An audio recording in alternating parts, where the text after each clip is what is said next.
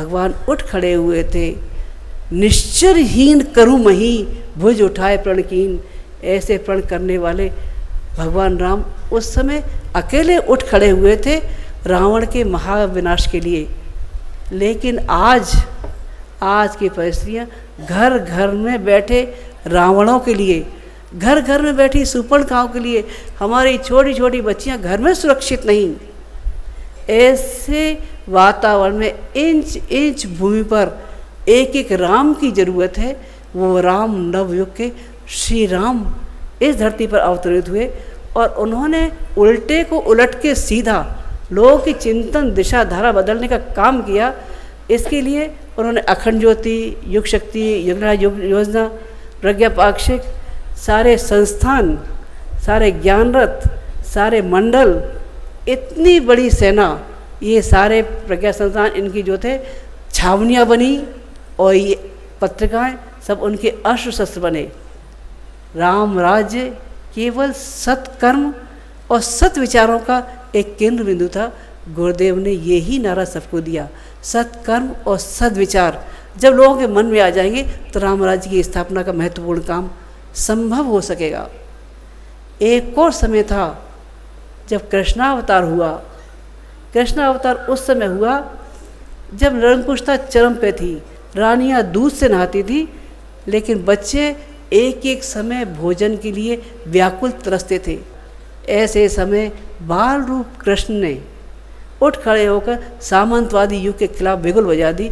एक समय ये भी था, नैतिकता उस समय पतन के गर्त में थी। पुत्र मोह में फंसे धृतराष्ट्र इस कदर विचलित थे, इस कदर उनका वो था कि भरी सभा में अपने पुत्र वधू को चीरहरण होते हुए देखे मौन बैठे रहे। द्रोणाचार्य क्या, कृपाचार्य क्या, भीष्म, सब मौन थे। एक और उनकी पत्नी दांव पे लगी थी।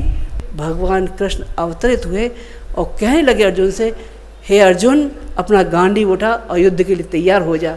अगर अनीति का इस समय प्रतिवाद नहीं किया गया तो लोगों का नैतिकता पर से भरोसा उठ जाएगा। नैतिकता और सदाचार जिंदा रहें, इसे उठाओ। तस्मै युद्धा युद्धस्व।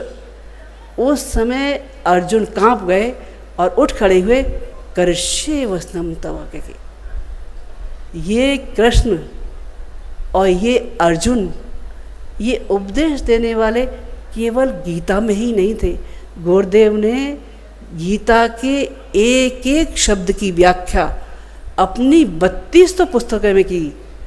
गुरुदेव के साथ लीला में भाग लेने वाले वो लोग थे जो मुट्ठी भर लोग थे, जो ग्वाल वाल थे, कमर कसे हुए, हाथ में लकुटियाँ लिए, भावनाशील, जिस दम पर डट गए वो पर्वतराज गिरिराज को उठा के खड़ा कर दिया उन्होंने और चले आए।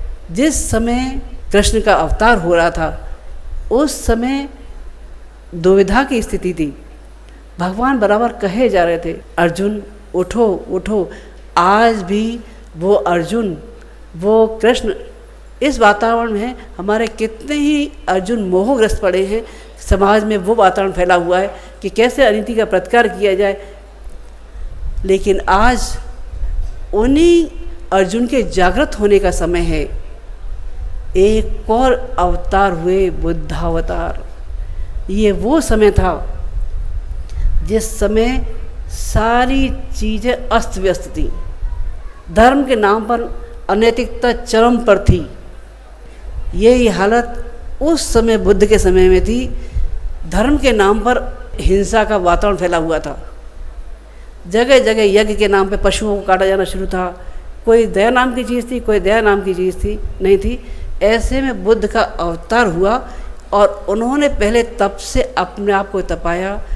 फिर उन्होंने आह्वान किया, उन्होंने कहा, बुद्धं शरणं गच्छामि, धर्मं शरणं गच्छामि, संघं शरणं गच्छामि।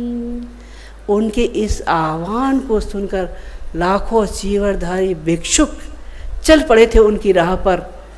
भारत से लेके विदेशों तक पहुंच गए थे।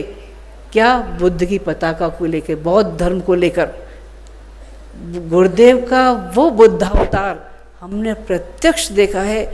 जब गुरुदेव ने कहा अंधविश्वासों को नहीं, विवेक को महत्व दो, बुद्धि के प्रतिगामी बनो, बुद्धि के साथ साथ चलो, अंधविश्वासों को नहीं, धर्म का आचरण करो, मर्यादाओं का पालन करो, संगठन में चलो, व्यक्तिवाद नहीं समाजवाद की बात करो, अपने लिए नहीं समाज के लिए जियो।